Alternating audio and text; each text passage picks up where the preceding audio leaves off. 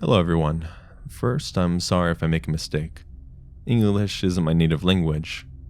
I really wanted to share a story that happened to me 3 years ago. Let's begin. I'm a French girl. I'm 25 years old. But I was 22 when it happened. I was living with my boyfriend, ex now, in a little flat in Paris. I was in a toxic and violent relationship. Moreover, I was suffering from a disease, so I couldn't go out with friends. So I spent most of my free time on the internet. I didn't have many friends. I was really lonely. As I couldn't go out, most of them abandoned me when I fell sick. The few friends that I did have were living really far away. One day I had a big argument with my boyfriend. I was really sad and lonely, so I decided to chat with some random people on a website. I met a guy. We had the same interest. We were both playing video games a lot. We talked for 6 months every day. He had known that I was in a relationship, even if it was a shitty one. Let's call him Alex. We decided to meet in real life. He was okay to meet me at my flat. At first, we were both really shy, but thanks to alcohol, we talked and laughed together. I was so relieved that finally I was having a friend to talk with. We were seeing each other once per week. I remembered this as a happy time. We had so many common points, and he had never forced me to go out. He was really helping me, and I was helping him. He was a depressed guy, and he was thinking that he was ruining his own life. I wanted to help him out as much as I could, to give him some more self-esteem. I just wanted to spend good time with a good friend. For my 22nd birthday, my boyfriend decided to make a party. He invited Alex, and he was my only friend, who was living not too far away from my flat. And he invited 10 of his friends. I wasn't really happy with that. He knew that I didn't like when there was too many people over. It tends to make me anxious and pressured. So I spent all my night to cook and serve his friends. I couldn't even enjoy the party. Then my boyfriend humiliated me in front of everyone. I went to the bathroom to cry. Alex joined me and tried his best to comfort me. I was in a pure mental breakdown, so I told him everything about my boyfriend's behavior. I insisted on the fact that I loved him, but I will break up when it will be the right time. It was too dangerous to break up at this moment. As I was crying, he tried to kiss me. I stopped him. I didn't want to add a new problem in my life. It was already too difficult. I know it's weird to say this, but I was feeling betrayed. I was feeling that he was waiting for this moment to try something. He didn't react. Opened the door and gave me a gift. It was a really beautiful necklace. I told him that I couldn't accept it and it was too expensive, but he went out without a word. After this, I decided to put on some distance between us. I didn't want to make him suffer. It's cruel to keep him as a friend if he wants more. And I explained that to him. If he wanted more, it will not be with me. I didn't want to cheat on my boyfriend. But if one day he wanted to talk to a friend, that he could contact me. I didn't hear anything about him after this. A few months later, I received text messages from him. It was a really long, something like 20 text. He was saying that he was really in love with me, that he wanted to save me, that I was his reason to live, and I was shocked at first, because the way he said it was really creepy. I explained to him once more that I didn't need to be saved, and that I was an adult, and even my boyfriend was mean. I didn't want to break up with him. I wasn't feeling ready for this, and that I wasn't in love with him. We exchanged texts for more than 1 hour, but he didn't seem to understand. Alex was insisting a lot. My phone bugged out as I was receiving too many texts and phone calls. It was making me too anxious. I decided to turn off my phone, and I went to work. At this moment, I was working in a little restaurant. I was a waitress there, and I was taking commands by phone. The phone was ringing, and I picked it up. I heard breathing at first, then I recognized the voice. It was Alex's voice. I was feeling like I was in a horror movie. My bones freezed, and my body was shaking. I hung up almost immediately, but the phone rang again, something like 10 times until my boss picked it up. It was 7 p.m. and I was supposed to finish my work at midnight. At 11 p.m. I saw him. He came to my workplace and begged me to talk. I was so afraid I couldn't talk. I ran into the kitchen explaining the situation to one of my coworkers. He took my place as a waiter and I took over him as a cook. Alex left 30 minutes later. I was just too afraid to come home alone, so my coworker dropped me off at my flat. My boyfriend was a night shift worker, so I was alone. I locked my flat's door and blocked Alex's number, and I was ready to call the cops.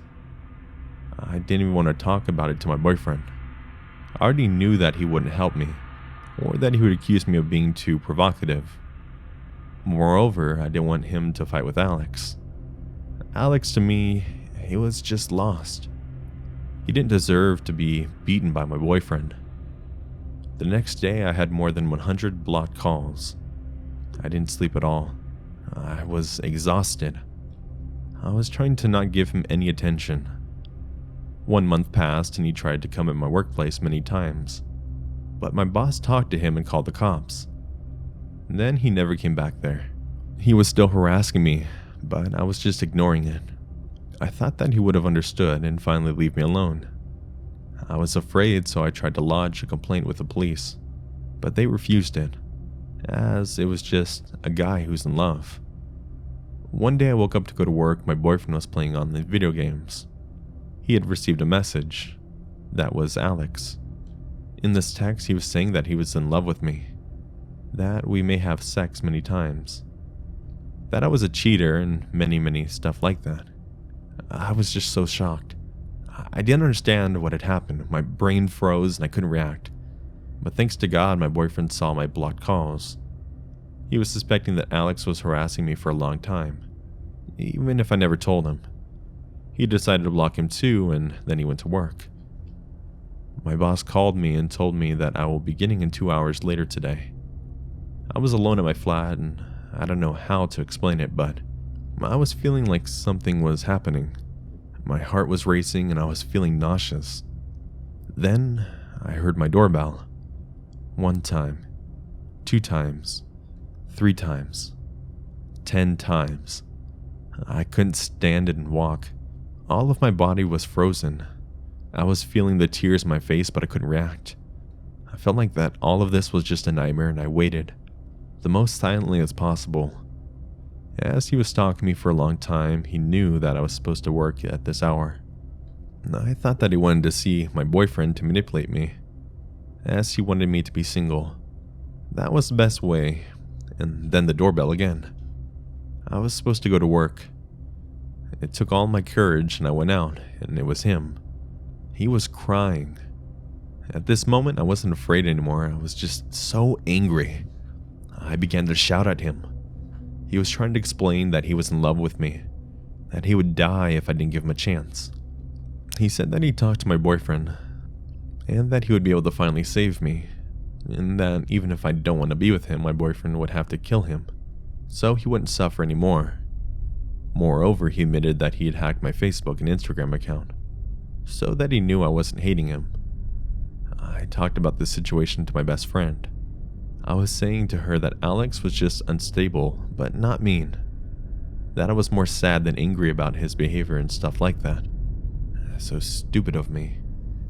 I decided to run out, but he was following me and grabbed my arms when I was trying to escape by the stairs. I hit him. I begged him to let me go, and I cried like I never did in my whole entire life. I was terrorized, angry, and I just wanted to escape and run away as fast as possible. He pushed me against the door and told me those words. "If you refuse to have a conversation with me, I'll go to your boyfriend's workplace. I will talk to him. Then he will hate me as much as I love you. Maybe he'll kill me, but that doesn't matter." I was trapped. I couldn't escape. I didn't want to call the cops, as they didn't help me at first. I decided to accept that I would have to have a conversation with him outside after my work. He calmed down instantly and thanked me and went out. When I arrived to my work, I was still shaking. I explained everything to my coworkers and my boss. My coworker decided to stay in his car after work, in front of the restaurant, so if I needed help, he would be there. At the end of my work, Alex was here. We sat outside and we talked. He was repeating what he had said to me millions of times already again and again. Then I interrupted him calmly. I said that nothing will ever happen between us, that I was afraid of him, and that he was poisoning my life. Moreover, he was putting me in danger. And he stopped. It looked like he had finally realized what he was doing. He put something out in his bag, and it was a really big package.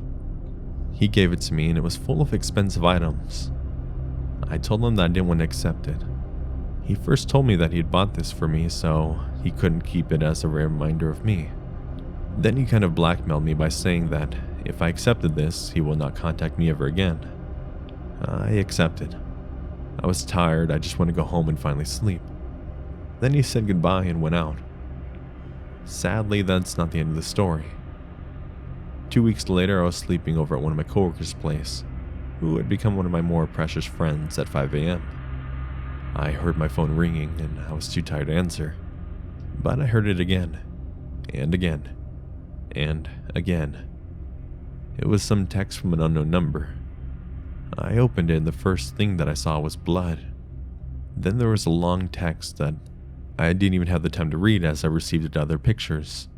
There was blood everywhere on the pics. I woke up my friend and showed her the pics. I was shaking so much I couldn't understand what was happening. I received 31 pictures of mutilated arms, torsos, and legs. On the last of them, I saw Alex's face. It was Alex again. I called Alex's mother to explain what was happening. I recognized the bedroom on the pics. Then my friend put my phone far away from me. She was hugging me. I was feeling extremely guilty, thinking that everything was my fault. Almost an hour later, I did not receive a text or a call, which was making me more anxious. I thought that he was dead. Suddenly, my phone rang again. I received a video of him in a hospital bed. He was trying to talk, but almost everything was ununderstandable, except a few words like love and promises. Alex tried to commit suicide. He took many drugs and cut himself. He was diagnosed with bipolar and personality disorder. He stayed for a few months at the psychiatric clinic. The last I heard about him was that he was on treatment, and he's feeling better. I received the last text last year. It was just a sorry. Since this day I moved out and I have a new work in a new house, in a different city with a different boyfriend. Even if I'm still traumatized by it, I do think that Alex is not the bad guy. In France, psychiatric trouble is taken too lightly. Alex needed help, and I really hope from the bottom of my heart that he's feeling better now.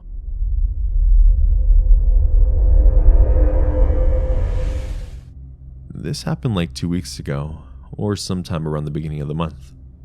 I'm a 15-year-old female, and my little sister, who's 13, was staying at my older sister's, who was 26, apartment for a day.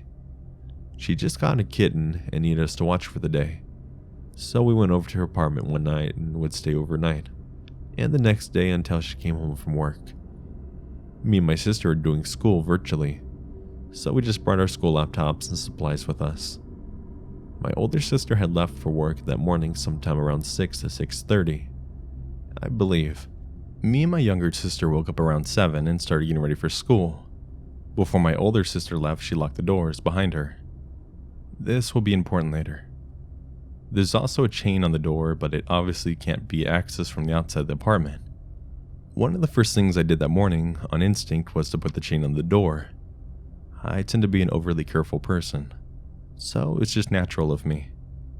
One thing I remember specifically was that I didn't touch the lock on the door, just the chain. I wasn't sure if it was locked or not. My sister didn't tell us that she had locked it that morning. I just assumed she did and confirmed that she did later on.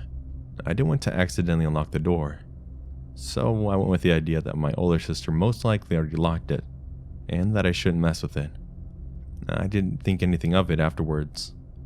Me and my younger sister decided that it'd be easier to focus if we were working in different rooms of the apartment. She took my older sister's bedroom and I decided to stay in the living room. The living room is the first room you walk into when you open the front door.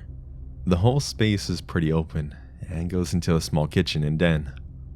Right past the den is the bedroom. Me and my sisters weren't really that far apart from each other. Anyways, skip ahead about 2 hours, my class was about to end, and I start to hear this violent banging on the front door. At first I thought maybe it was a misunderstanding, where the noise was coming from, and I thought maybe it was someone banging on a different door right next to us. We weren't expecting anyone or anything, and my mind didn't immediately pick up that someone wanted to get in, for whatever reason. I assumed maybe someone got locked out of their apartment next to us, and was trying to wake their roommate, or something. Probably not super logical of me, but I was starting to get nervous. The banging was extremely loud, but I never heard a voice. I was only a few feet away from the door. If someone had said something, I would have heard it. The banging went on for about 5-ish minutes, maybe a little more. I was definitely freaked out and I decided not to move. I texted my little sister during it and told her that someone was banging on the door. She told me she could hear it too and thought maybe I had dropped something. I told her that I was getting freaked out, and then it stopped. For maybe 2 minutes, there was nothing but silence. I thought maybe that was the end of it, but after that 2 minutes, it started back up. I was still in my math class, and my teacher is trying to tell us about the homework, and someone's violently banging on the door right next to me. I was getting panicky. I start wondering if I'm going to die or something, but I just ignored that and tried to focus on my teacher. The banging continued for another maybe 5 to 7 minutes, and in the middle of it, I think I heard a click. To me, it sounded almost like a door unlocking, but I thought that just couldn't be, and I was just being irrational.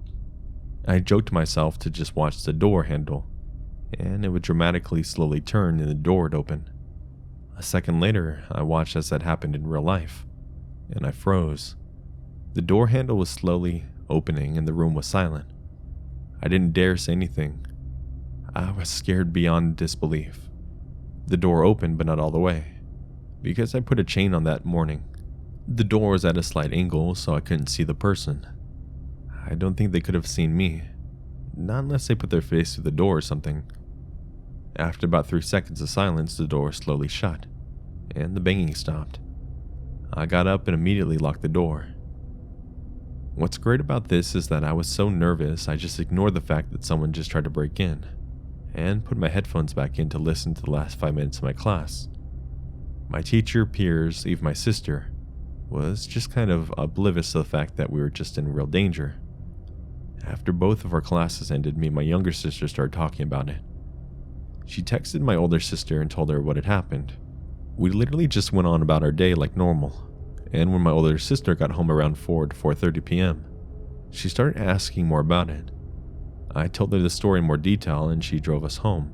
She called who I believe is the landlord. A few weeks before this happened, my sister called for maintenance to come to her apartment to fix one of the bathrooms. She thought that maybe it was them. When she called and asked if maintenance would give her notice to let her know beforehand if they were coming. She also asked if they would let her know if it was maintenance. Like maybe a quick shout, "It's maintenance!" So we would come to open the door. To be frank, I don't remember the woman's response to my sister's first question, but she definitely said the maintenance would call her out, or something. My sister also mentioned that the banging was so violent that the door frame had been damaged. The woman said that their staff wouldn't damage the property.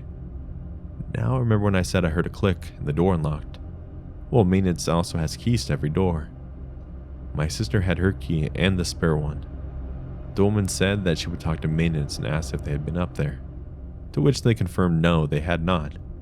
Like a day or two later, we asked if the locks would ever get changed. They were changed as soon as the tenant left, so it wasn't someone who used to live there and still had a key. I don't know how this person locked the door.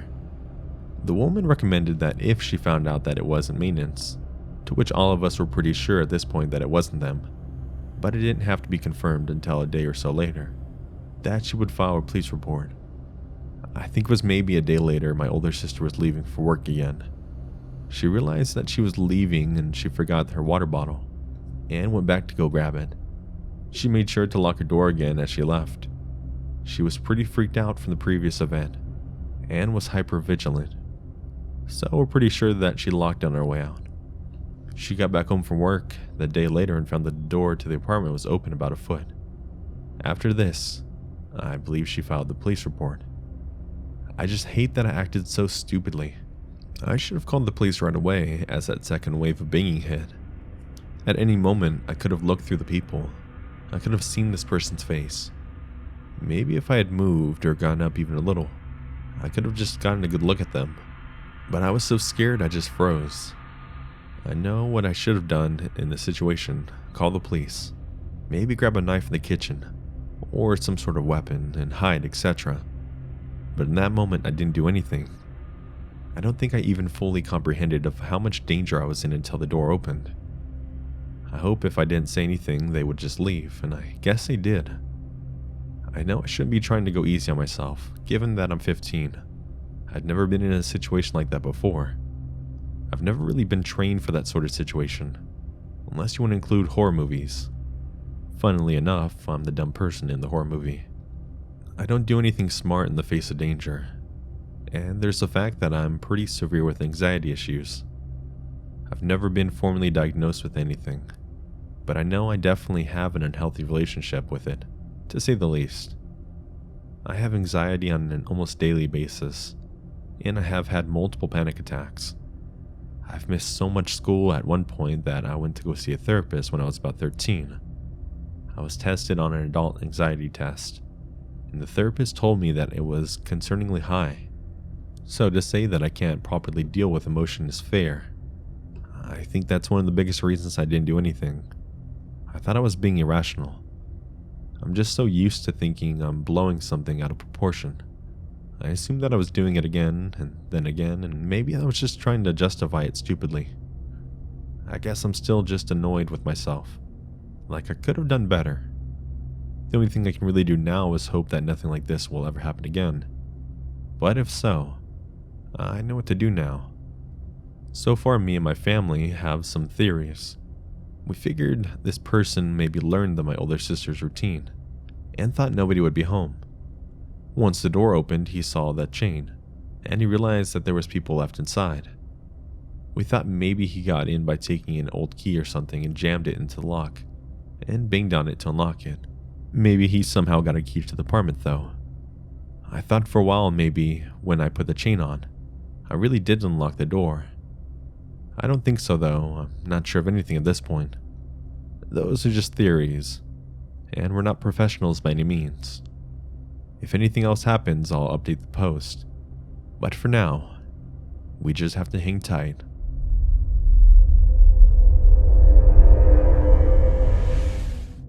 The first job I had was at a pizza place in my hometown.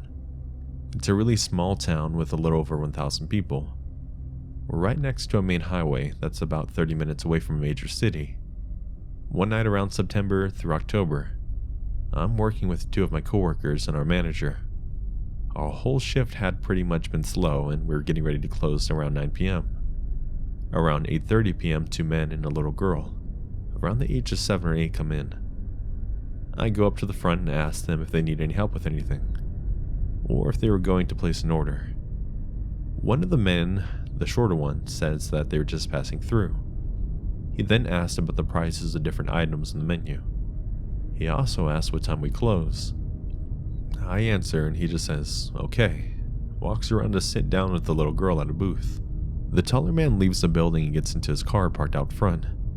The smaller man gets up around 5 minutes, whispering something to the little girl, then leaves.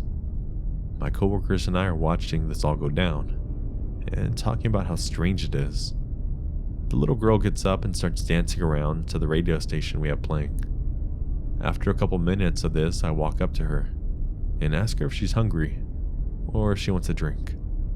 She says she only wants water, which I get for her, and she takes back to her booth and sits down. I ask her who she's waiting for, and she says, Dad. My coworkers and I are starting to get worried for her because the two men haven't came back yet, and it's 8:50 p.m. We start to think that neither one of them is her dad at all. My manager decides to call the police. Our town is too small for our own police station, so we have to wait for them to come over from the next one over. which takes about 15 minutes. I go to sit with her at my booth and I'm making small talk with her, trying to make sure she's safe. Nothing happens before the cops can come. In the middle of our conversation, she gets up and says she has to leave. My manager and I try to tell her that she needs to stay in the restaurant until her dad comes back, and she starts crying and screaming and is insisting on leaving. A couple of days later, my manager said the cops found her walking down the road, alone later that night. We never heard any more information about the situation afterwards.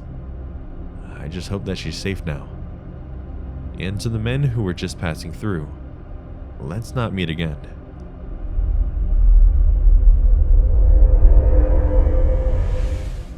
A couple years ago, I, 21 female, was solo backpacking in France. I made a day out of the trip to Versailles from Paris. You have to take 2 separate trains to both get out there and get back. I got on my first train heading back to Versailles, and my phone was at 3%. So I had it on airplane mode and lower power, but had my headphones in without anything playing, to deter people from approaching me. John didn't care. He came over and sat beside me, speaking to me in French. I've been walking around the gardens all day, and I wasn't really in the mood to entertain anyone, so I pretended I didn't understand French. He pulled out his phone and went on to Google Translate, asking if I wanted to learn French. I responded with, "No thank you," and went to put my headphones back in, and appeared even more uninterested since my body language wasn't even enough for him. He continued to ask me questions, through his phone, the next one being, "Where are you sleeping?" I lied and said that I was in a large hotel with my family, and was heading back with them. He asked where it was, and I replied with, "Paris." He then asked if I was getting off at a specific stop, the subway, which I said yes to. Another lie. He said that he'd go with me.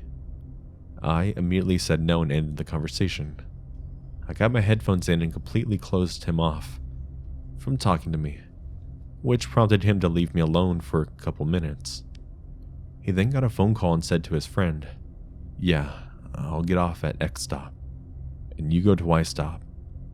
The set of the danger alarm started going off in my head. Y stop is the actual stop I was getting off at. We got to the transfer station and he got up and got off the train and waited for me at the doors. I took my sweet ass time getting up and making sure that I had everything, to the point that it was very obvious I was doing it on purpose. He then left to get off on the other train, and I slowly made my way off, and I got on the next train. I mean, painfully slowly. I got on the train at the very front, and I was just watching everyone make it around me, to make sure that nobody was being suspicious or watching me, to the point where they all thought I was probably on something. We got to X stop, and I'm watching the people going off and coming on, as well as anyone on the platform, but I see no sign of him or anyone paying much attention to me. We get to stop Y and I get off with the crowd, turn the corner, and he's there with some friends, scanning everyone coming out. I turned around so fast I went the opposite direction, taking my hair out of the bun and trying to change my appearance as much as I possibly could. As soon as I got out of the train station, I ran back to my hostel, and refused to leave unless I was with one of my roommates. Sorry you got outsmarted by a dumb blonde dude, but let's never, ever meet again.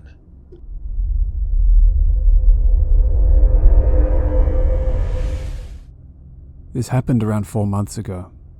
I debated over whether or not I should even post it, considering for a time I wasn't sure if I was just being paranoid, since I watch a lot of true crime. Looking back now, it creeps me out to think of what could have happened if I hadn't acted how I did. Yeah, sure, I could still be paranoid, but something in my gut says I'm not. I get to my back gate from a small path at the start of a creek, just off a main road. You can go the longer way around to get to my front door, but I usually just take the back gate because it's quicker. The creek is on the left side of the path, surrounded by trees. The local council has a problem with how many bats live there. The right side of the path is the backs of houses. Some have gates like mine. If you follow the main road for a bit, there's an underpass that is always covered with graffiti. It always gets painted over, only for more graffiti to appear, and the cycle continues. I was hanging out with a friend. We went on a bike ride and had a picnic before school would start back up again. It had gotten pretty dark by the time I was heading back. I went through the underpass, which in itself is a sketchy thing to do at night, especially considering I'm a 16-year-old, 5'4" female. I got onto the main road and started riding in the bicycle lane and noticed all the bats in the sky. It was rather pretty actually. I also noticed 2 cars by the curb on the other side of the road with their lights on. One of the cars was black and had tinted windows, and the other was a bigger 4-wheel drive car, also black with tinted windows, that had a mattress tied to the roof.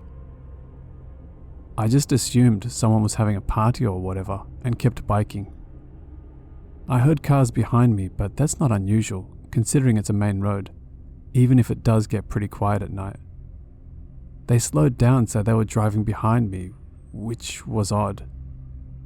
I was guessing it was just because they didn't want to hit me. I mean, no one was on the other side of the road. I was in the bicycle lane.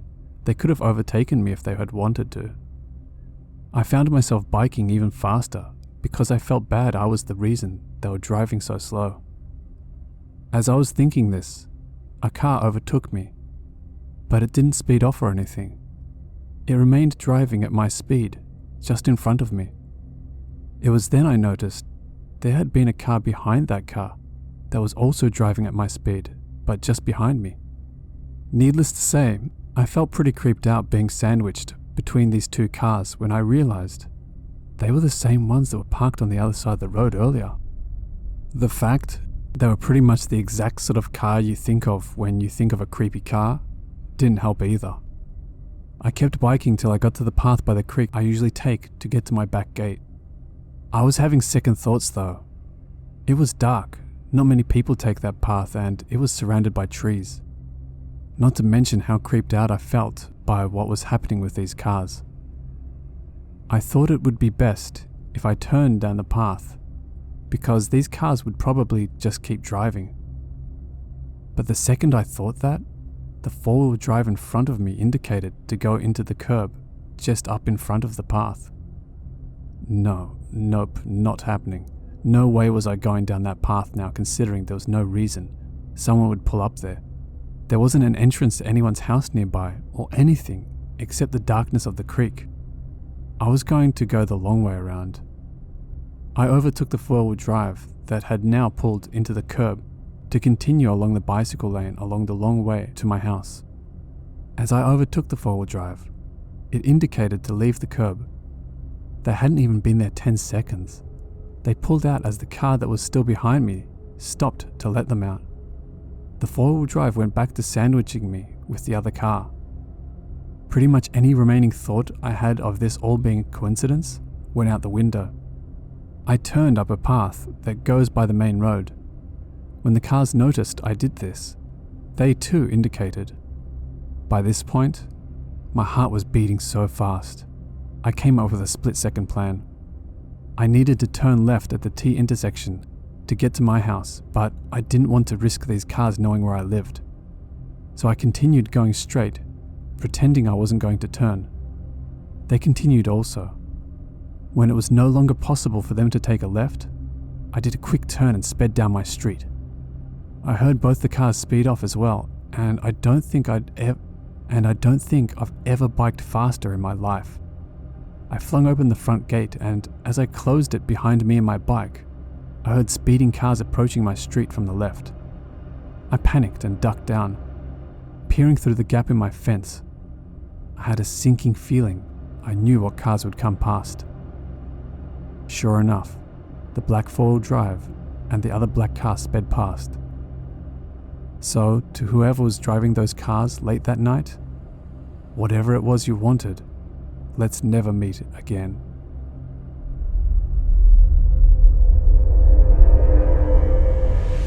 About 15 years ago, when I was 22ish, my best girl and I went out to bars 3 to 4+ nights a week, and generally met some interesting people and made new friends. There were a few bars that we hit up more than others, and one in particular where we knew the bartender/manager pretty well. We went the week of Halloween, and each night their staff would dress up in a different costume. This was where we came across Ron. He was bouncing at this bar, and didn't even catch my eye in the slightest, as I gave him my ID to get in. My girl and I hung out, drank and danced, met some people, then headed up to the bar to chat with our friend. He asked me what I thought about Ron. I had no idea who he meant, and he gestured to the bouncer, to which I was like, meh. He was older looking, very muscular, turned out to be a major gym rat, whilst I was 22-ish, dressed in black and skulls and platforms. Didn't seem to be my type on the outside, but bartender friend vouched for him, said he was really a cool guy. He asked if he could give Ron my number, and I figured it would be okay. I hear from him the next day, and he wants to hang. At this time I lived with my uncle and aunt, a pastor and his wife. So he invited me to meet at his place, and we would just go have a casual hang somewhere. Simple middle of the day chill. I get there, and his apartment door is wide open, and his much better looking, married, and closer to my age, best friend is there. He seems nice enough, and I didn't feel unsafe, as they left the door wide open, and again, my bartender friend had vouched for him. He mentions he needs to grab a few office supplies, so the three of us pile in his douchey car and head to an office supply store. We go in, and as we walk in, a pretty girl walks by. He does the head thing and completely stares at her, like the obvious follow her with his head thing. We aren't together, but I found this to be rude. So later in the car I mention it. I tell him, hey look, I know we're just hanging out, but don't disrespect me like that. Everyone looks, but be less obvious, and don't make me look like an ass in public. He laughs and tells me that it's hot that I stood up for myself, especially on our first hangout. Okay. We get back to his place, and as we walk inside he says, I like that. You can have a ring on your finger by December. Remember, we met Halloween week. So anyway, his friend leaves. We get takeout and hang and drink and just talk. Turns out he is from the same tiny town that my parents are from, which is 6 hours south of us. He's a Desert Storm veteran, which made him more than 20 years older than me. And he was back in school to finish his degree, worked full time during the week and bounced at night and on weekends. Seemed decent. He asks about my tattoos. I have a lot. And we talked about my love of horror and fascination with true crime and serial killers. He seems interested, but says he doesn't know much about them. So I tell him I'll lend him my encyclopedia of serial killers, so it can be a crash course for him. Maybe a week later, we hang out again, and I bring him the book. We hang multiple times. I even sleep there a few times. One day we are hanging out and day drinking heavily. He says something to me that felt very much like he was getting way too comfortable too fast, like telling me to do something. I told him not to speak to me that way and turned to walk away when my head jerked back. He had grabbed my hair at the base of my neck. I grabbed his hand and he tried to laugh it off and apologize, saying he didn't mean to be that rough and tried to act like it was some sort of foreplay, but I cut that off real quick. I wanted to leave, but I was already very buzzed. So I just sat, and he said he was going to do some work.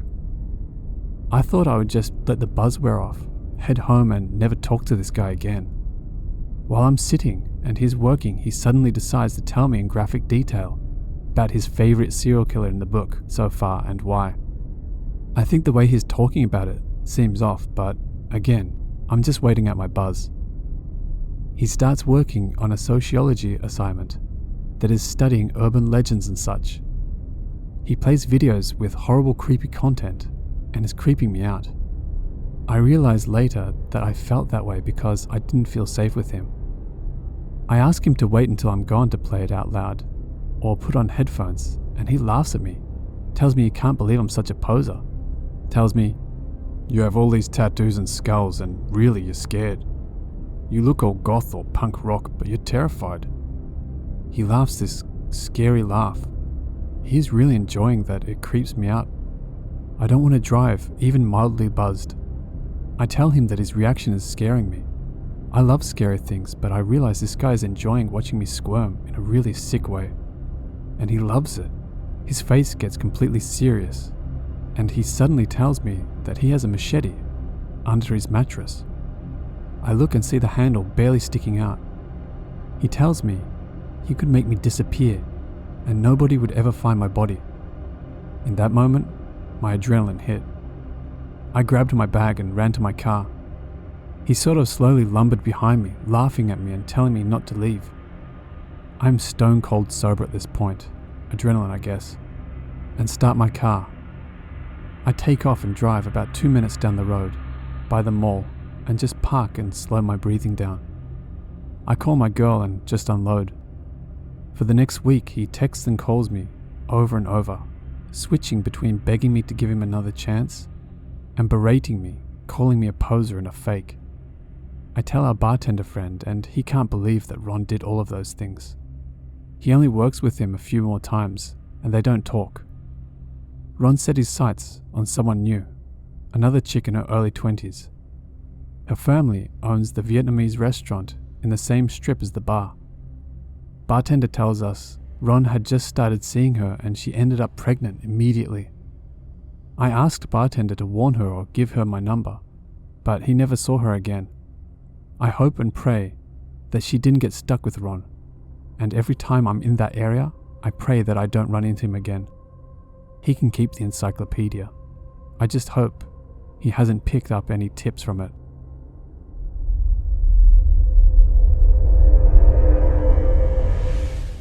This happened to me about a year ago. I've only ever shared the story with a couple of people. However, I thought it couldn't hurt to share it here. Big disclaimer before going forward. Don't worry, I realize I'm a huge idiot in this situation, and my choices could have put me in danger. However, I made it out alive and unharmed, and that's all that really matters, even if I was too panicked to think properly and acted like a complete idiot. Also, before I forget to mention, I'm a 21-year-old female. So it was around June 2019. I was doing a closing shift at the McDonald's I worked at in town. I live in England, originally from Scotland. We close up at 2 a.m. on weekdays and 3 a.m. on weekends. It had been a Saturday night shift, so I was finished and out the building by 3:15 roughly. When this happened, I was living about 10 to 15 minutes walk from my work in a flat that was mostly taken up by students. I didn't have money to spare to consistently get taxis, and I had been walking home at night for the past year with no incidents, so of course, I didn't think anything differently of doing it again. The majority of my walk was fine, and I was about 4 minutes away from my flat when I noticed a guy just standing near the corner that I had to turn to get home. I am wary when I see people, but usually they're drunk, or mind their own, or just ask for directions. Or it's a homeless person, as there's quite a lot in the city I live in. But at this time at night, they usually keep to themselves. This guy was dressed nice, but casual, looked around mid-20s, well-groomed, tan skin, and a really strong smelling aftershave. He was obviously a regular at a gym too, because he had a muscular figure, and didn't seem to be drunk by the look of things, but who knows. I tried to keep my distance, but he approached me and started making really casual conversation, asking me what my name was, complimenting my accent, and asking where I was from. I stupidly engaged with him, but gave him a fake name and made it clear I wasn't up for a chat. I should have been firm with my words, but I'm way too introverted and shy to speak up. Even my boyfriend complains that I talk too quietly sometimes, and I struggle to be direct with people.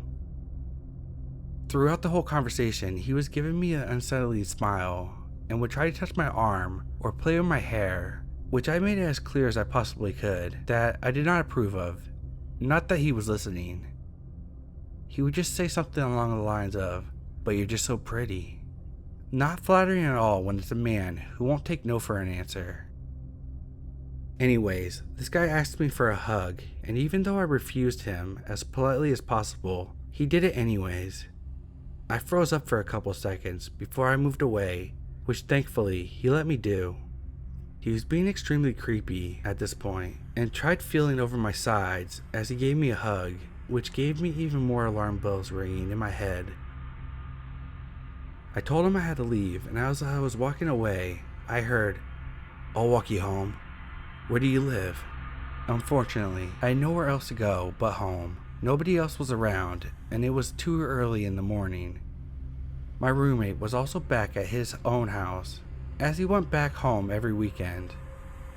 I had a hold of my keys in my pocket and just hoped once I got to the building, I could find a way in without this guy being able to invite himself in.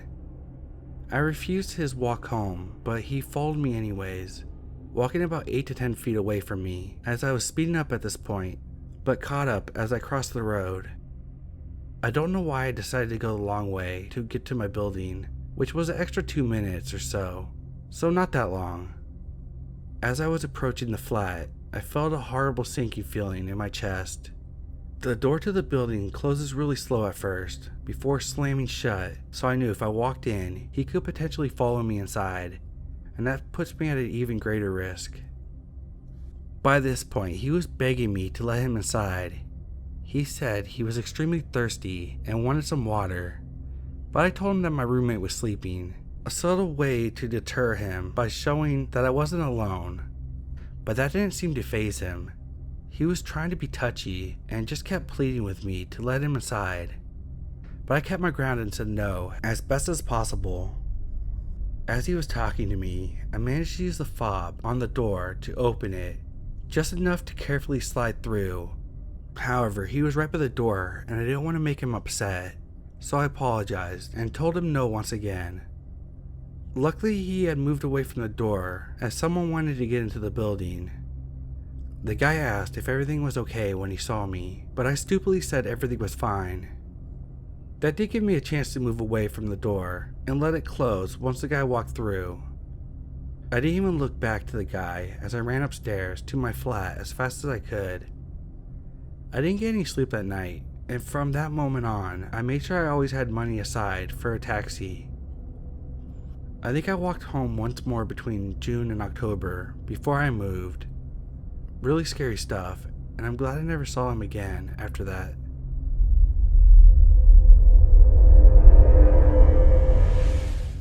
This all happened probably about a month ago, from Thursday to Monday. Night 1, Thursday.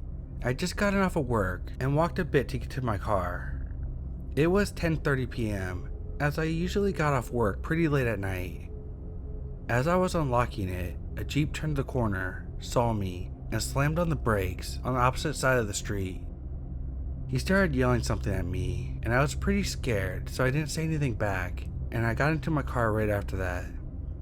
I was watching the Jeep in my rearview mirror, and he flipped a U-turn and sat behind my car for a few minutes. I didn't move my car, as I was scared he was going to follow me home.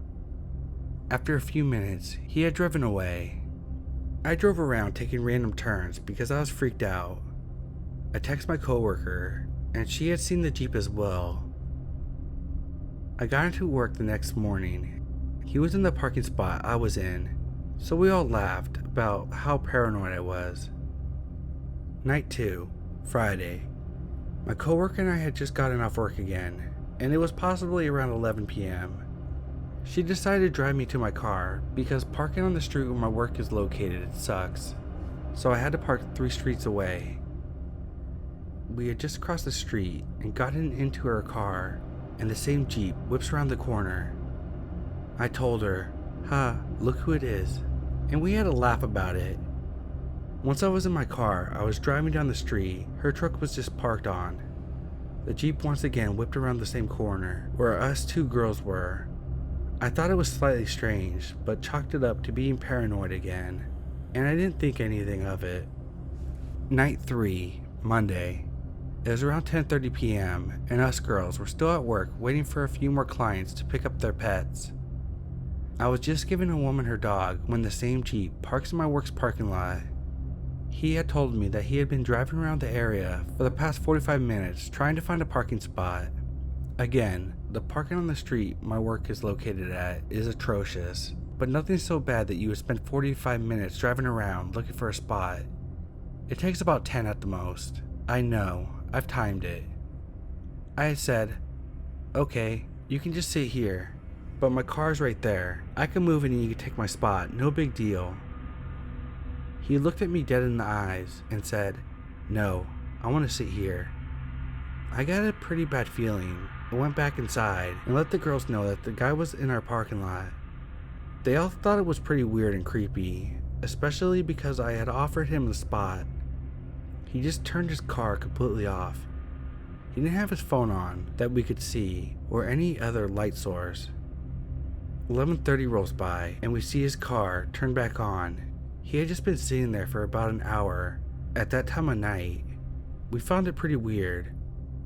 After he finally left, we made sure we saw his Jeep turn the corner and booked it to our cars. This may just be me being overdramatic, but I believe he had bad intentions for one of us girls. I've only seen that Jeep twice since these incidents, and I'm constantly looking for it.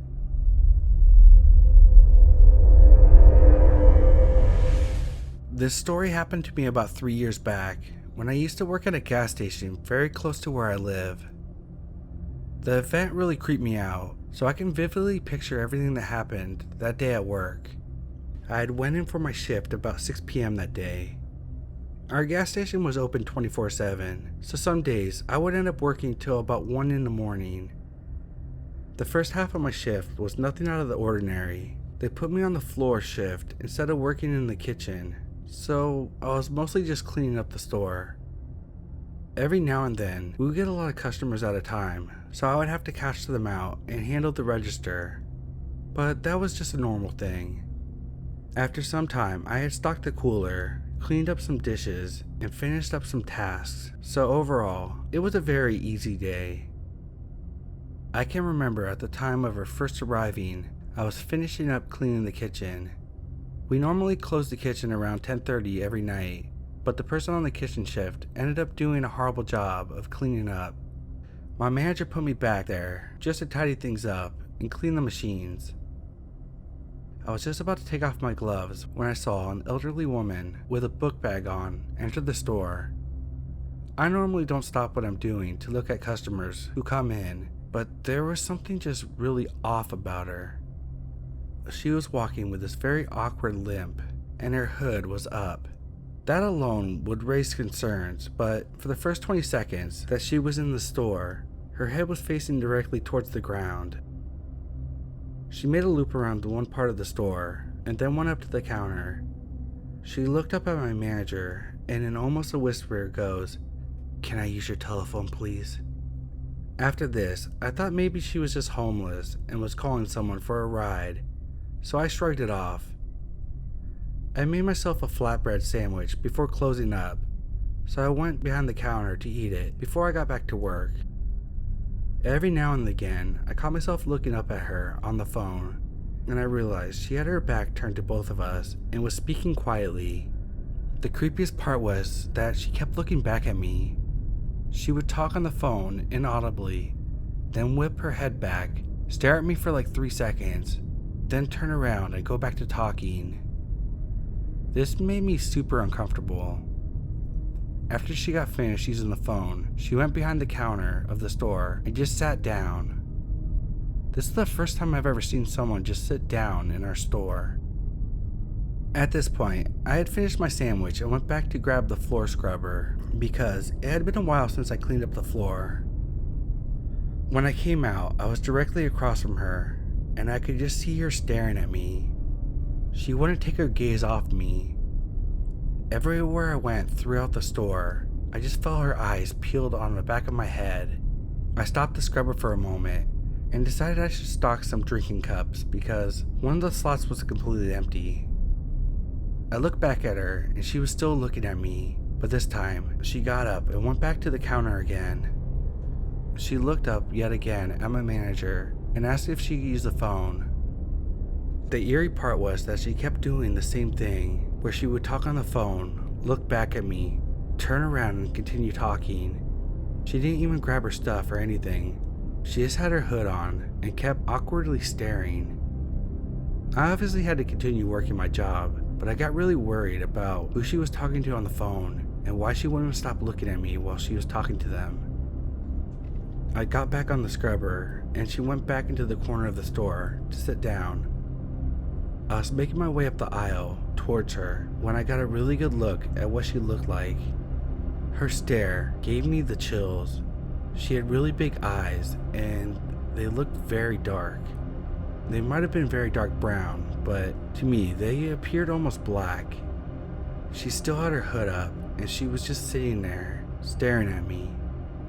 Now, it's normal for a person to look at someone when they're coming up to you, but I was literally 10 feet away. She was staring directly at me for 5 seconds. If you've ever seen the movie Drag Me to Hell, she looked like the old woman from that movie. I quickly looked down at the floor, but continued scrubbing past her. After what seemed like forever, I finished a small bit of floor in the area and made my way to the back of the store. I was halfway there when I heard a rustling of the book bag and realized that she grabbed her stuff and walked out. She did it so quickly it startled me. As she walked out, I looked at the window and realized that there was no car there to pick her up. Whoever she was talking to on the phone obviously was not her ride. She was just walking all by herself on the road.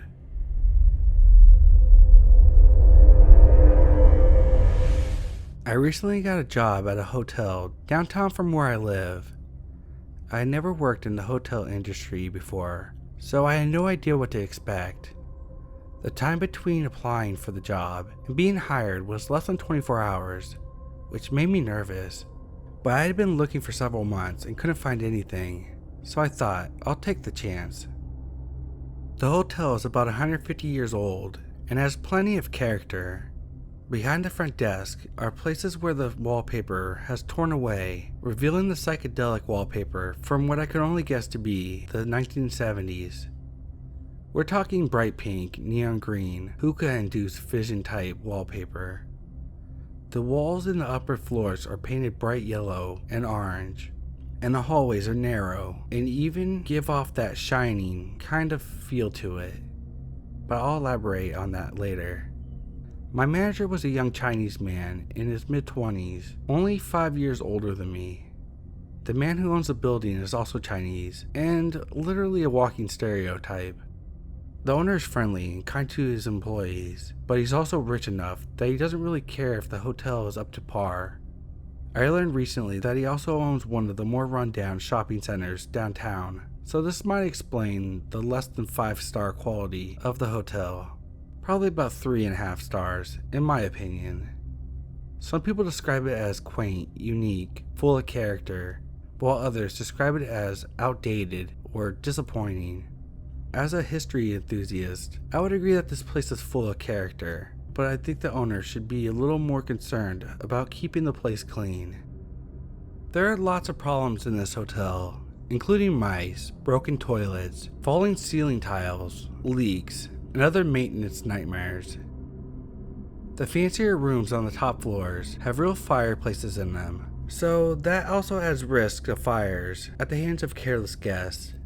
Mice are a common problem, and thankfully the guests don't have to see any of the dusty traps filled with dead rodents in the basement.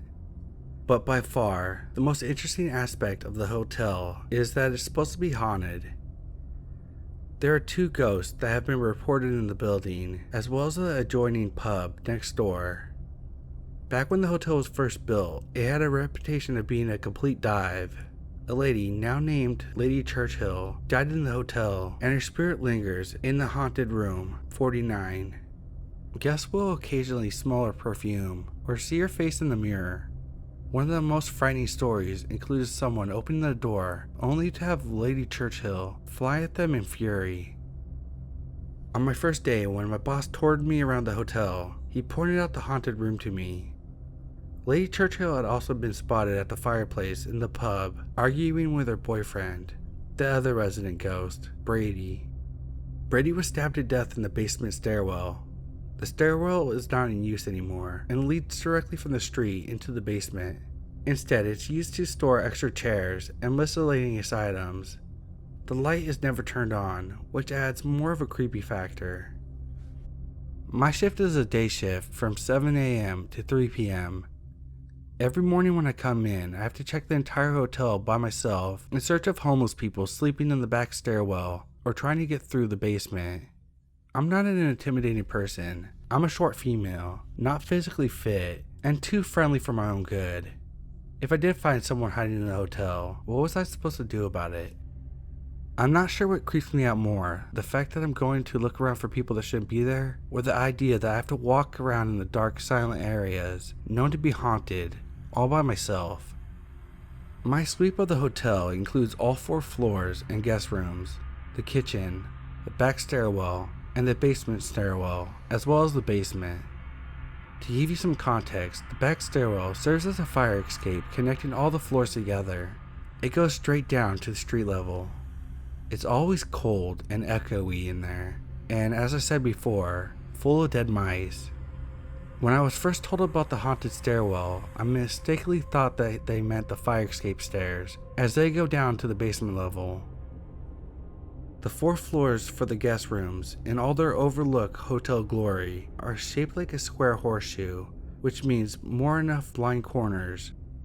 Lady Churchill haunted the room at the end of the hall around one of these blind corners, and yes, I do think about it every time I search the hotel. There's an elevator and an interior stairway, the one guests are supposed to use. Behind the elevator is an old connecting hallway that basically serves no purpose anymore. In the past, it may have been useful, but now it just serves as a secret passageway that goes behind the elevator and comes out the other end of the horseshoe. This hallway especially needs to be searched for homeless people, drunks, or people having sex. The basement is by far the creepiest part of the hotel. To get there, you either take the elevator or go through the pub and down the stairs. I prefer to go through the pub because there are some fantastic black and white photos of when the hotel was first built, and I love to look at them. It was almost the best place to see the age of the brick foundation. Anyway, the basement is used for storing beer kegs, firewood, plant potters, housekeeping items, and maintenance tools, among other things. It was usually deserted. Now that I know the dark, unused basement stairway is not where Brady's spirit is supposed to be, I think I try to spend even less time down there. This week is my 2nd week of work, and my boss had put me on the afternoon-evening shift, just so I can get a sense of what it's like in case I have to cover someone in the future. Yesterday was my first late shift, and in that time I learned a whole bunch of things that I didn't know from the lady I worked with. This woman, let's call her Peggy, has been at the hotel for 14 years. She has seen all there is to see, and is well known for her stories. I've listened to some of the stories, and honestly, part of me thinks she's full of shit, but the other part is going to cautiously believe her on the off chance that it's true. Here are some things I learned about the hotel in the span of one shift. The man I'm replacing was not actually fired for chronic lateness, as my boss had told me, but instead for sexual harassment. The head of housekeeping, a man I get along very well with, is a friend of his. 2. The day before, Peggy caught a drug addict rooting around in the private back office after hours. We looked over the security footage and he was definitely searching for something. We now keep the office doors locked. 3. There were 2 guests several years back who stayed at the hotel, and the next day they robbed a jewelry store downtown and fled back to the hotel with everything they had stolen. There was a massive police standoff on the roof, SWAT teams and all. There's a news article about it online, otherwise I would have not believed it. 4. The bedrock of the hotel can be found in the boiler room. There is a slight gap that has been filled in on the top right corner that connects directly to the street. One time Peggy came down there to the boiler room to find that man halfway through the gap head first, trying to get in because he wanted to know what was down there. That image terrifies me. In that span of one night shift, an alarm bell went off in the basement. The police showed up at the pub and a guest verbally abused the day staff over a non-existent shuttle to the hospital. No, not an ambulance, a shuttle. Taking the bus was beneath them, I suppose. And at my bus stop after my shift, a man was shooting up in public. My city has a drug epidemic going on right now. My bus took about a half hour to arrive, and when I got off at my stop, it was as foggy as Silent Hill. I thought as if I should be looking around for Michael Myers or Jason Voorhees. It is October after all. That's one night shift down. I have another one tonight, and one more the day after. If anything interesting happens, I'll keep you folks updated. I mostly wanted to get this off my chest.